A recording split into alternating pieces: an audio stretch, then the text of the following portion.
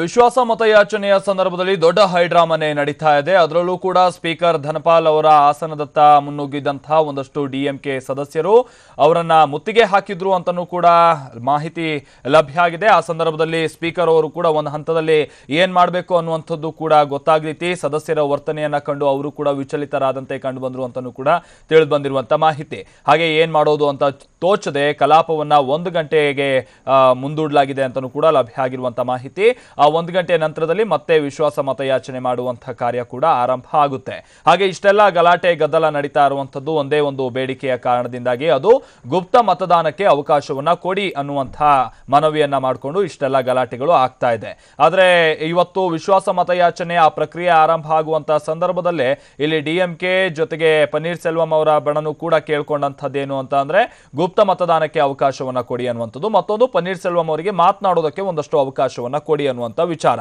ಆದ್ರೆ ಇದೆರಡಕ್ಕೂ ಕೂಡ ಸ್ಪೀಕರ್ ಅವರು ನಿರಾಕರಿಸಿದಂತಹ ಹಿನ್ನೆಲೆಯಲ್ಲಿ ಆ ಸಂದರ್ಭದಲ್ಲೇ ಒಂದಷ್ಟು ಅಸಮಾಧಾನ ಇತ್ತು.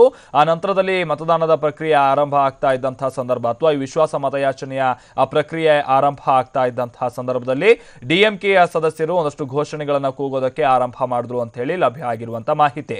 ಆದ್ರೆ ಇದ್ಯಾವುದಕ್ಕೂ ಸೊಪ್ಪು ಹಾಕದಂತಹ ಸ್ಪೀಕರ್ ಈ ವಿಶ್ವಾಸ ಮತಯಾಚನೆ ಪ್ರಕ್ರಿಯೆಯನ್ನ ಮುಂದುವರಿಸಿಕೊಂಡೇ ಹೋಗಿದ್ರು. ಇದರಿಂದಾಗಿ ಕುಪಿತಗೊಂಡಂತಹ ಡಿಎಂಕೆಯ ಸದಸ್ಯರು ಸ್ಪೀಕರ್ ಅವರ ಸದನದ ಸ್ಪೀಕರ್ ಅವರು ಕೂರುವಂತಹ ಸ್ಥಳ ಏನಿರುತ್ತೆ ಆಸನದತ್ತ ನುಗ್ಗಿದ್ದಾರೆ. ಅದರ ಜೊತೆಗೆ ಅಲ್ಲಿದ್ದಂತಹ ಚೇರು ಜೊತೆಗೆ ಟೇಬಲ್ ಗಳನ್ನ ಪುಡಿ ಪುಡಿ ಮಾಡಿದ್ದಾರೆ ಅನ್ನುವಂತ ಮಾಹಿತಿಯು ಕೂಡ ಲಭ್ಯ ಆಗ್ತಾ ಇದೆ. ಇದು ಬಹುಶಃ ತಮಿಳುನಾಡಿನ ವಿಧಾನಸಭೆಯಲ್ಲಿ ಇತ್ತೀಚಿನ ದಿನಗಳಲ್ಲಿ ಕಾಣದೇ ಇದ್ದಂತಹ ಒಂದಷ್ಟು ಬೆಳವಣಿಗೆಗಳು, ಒಂದಷ್ಟು ಹೈಡ್ರಾಮಾ ಇವತ್ತು ನಡೀತಾ ಇದೆ. ಅದರ ಜೊತೆಗೇನೆ ಪಳನಿಸ್ವಾಮಿ ಅವರಿಗೆ ಬೆಂಬಲ ಕೊಡೋದಕ್ಕೆ ಏನು ಸಿದ್ಧ ಆಗಿ ಬಂದಿರುವಂತ 120ಕ್ಕೂ ಹೆಚ್ಚು ಸದಸ್ಯರೇನಿದ್ದಾರೆ ಅವರನ್ನೆಲ್ಲರನ್ನೂ ಕೂಡ ಹೆದರಿಸಿ ಗದರಿಸಿ ಇವತ್ತು ಮತ ಹಾಕುವಂತಹ ನಿಟ್ಟಿನಲ್ಲಿ ಅಥವಾ ವಿಶ್ವಾಸ ಮತಯಾಚನೆಗೆ ಕರ್ಕೊಂಡು ಬಂದಿದ್ದಾರೆ ಅನ್ನುವಂಥದ್ದು ಇರುವಂತಹ ಆರೋಪ.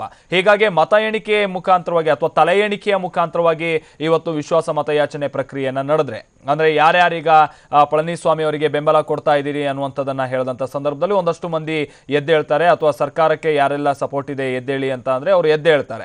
ಆ ಸಂದರ್ಭದಲ್ಲಿ ತಲೆ ಎಣಿಕೆಯನ್ನ ಮಾಡಲಾಗುತ್ತೆ. ಆಗೇನಾದ್ರೂ ಪಳನಿಸ್ವಾಮಿ ಅವರ ಜೊತೆಗಿದ್ದವರು ಇವತ್ತೇನಾದ್ರೂ ತಲೆ ಎಣಿಕೆ ಸಂದರ್ಭದಲ್ಲಿ ಅವರು ಕೂತ್ಕೊಂಡ್ರೆ ಅಂತವ್ರನ್ನ ನೋಟೆಡ್ ಮಾಡಲಾಗುತ್ತೆ, ಅಥವಾ ಅಂತವ್ರನ್ನ ಮುಂದಿನ ಹಂತದಲ್ಲಿ ಬೇರೆ ಬೇರೆ ರೀತಿಯಾಗಿ ಟಾರ್ಚರ್ ಕೊಡಬೇಕಾದಂತಹ ಅಥವಾ ಕೊಡ್ತಾರೆ ಅನ್ನುವಂಥ ಒಂದು ಭಯ ಸಹಜವಾಗೇ ಇರುತ್ತೆ. ಹೀಗಾಗಿ ಭಯಕ್ಕಾಗಿ ಆದ್ರೂ ಎಲ್ಲರೂ ಎದ್ದು ನಿಲ್ಲುವಂತಹ ಕಾರ್ಯಕ್ಕೆ ಮುಂದಾಗ್ತಾರೆ. ಆದ್ರೆ ಆ ರೀತಿಯಾದಂತಹ ವಿಶ್ವಾಸ ಮತಯಾಚನೆ ಆದ್ರೆ ಇದು ಸರಿಯಾದಂತ ರೀತಿ ಪ್ರಕ್ರಿಯೆ ಆಗೋದಿಲ್ಲ. ಹೀಗಾಗಿ ಗುಪ್ತ ಮತದಾನಕ್ಕೆ ಏನಾದ್ರೂ ಅವಕಾಶವನ್ನ ಕೊಟ್ರೆ ನಿಜಕ್ಕೂ ಕೂಡ ಅವರಿಗೆ ಇರುವಂತಹ ಒಂದು ಯಾರಿಗೆ ಬೆಂಬಲವನ್ನ ಕೊಡಬೇಕು ಅನ್ನುವಂಥದ್ದು, ಅದರಲ್ಲೂ ಕೂಡ ಪಳನಿಸ್ವಾಮಿ ಅವರಿಗೆ ಬೆಂಬಲವನ್ನ ಕೊಡಬೇಕಾ ಅಥವಾ ಈ ಸರ್ಕಾರಕ್ಕೆ ಬೆಂಬಲವನ್ನು ಕೊಡಬೇಕಾ ಬೇಡವೋ ಅನ್ನುವಂಥದ್ದನ್ನ ಸರಿಯಾದ ರೀತಿಯಲ್ಲಿ ಅವರು ಆ ಸಂದರ್ಭದಲ್ಲಿ ತೋರ್ಪಡಿಸ್ತಾರೆ, ಅಥವಾ ಆ ಸಂದರ್ಭದಲ್ಲಿ ಅವರು ತಮ್ಮ ಹಕ್ಕನ್ನ ಮಂಡನೆ ಮಾಡ್ತಾರೆ. ಈ ಕಾರಣಕ್ಕಾಗಿ ಗುಪ್ತ ಮತದಾನಕ್ಕೆ ಅವಕಾಶವನ್ನ ನೀಡಿ ಅನ್ನುವಂಥದ್ದು ಡಿಎಂಕೆ ಕೇಳ್ಕೊಂಡಂತಹ ವಿಚಾರ, ಜೊತೆಗೆ ಪನ್ನೀರ್ ಸೆಲ್ವಂ ಅವರ ಬಣ ಕೇಳ್ಕೊಂಡಂತಹ ವಿಚಾರ ಕೂಡ. ಆದ್ರೆ ಇದಕ್ಕೆ ಸ್ಪೀಕರ್ ಸೊಪ್ಪು ಹಾಕದ ಹಿನ್ನೆಲೆಯಲ್ಲಿ ಇಷ್ಟೆಲ್ಲ ರೀತಿಯಾದಂತಹ ಗಲಾಟೆ ಗದ್ದಲಗಳು ನಡೀತಾ ಇದೆ.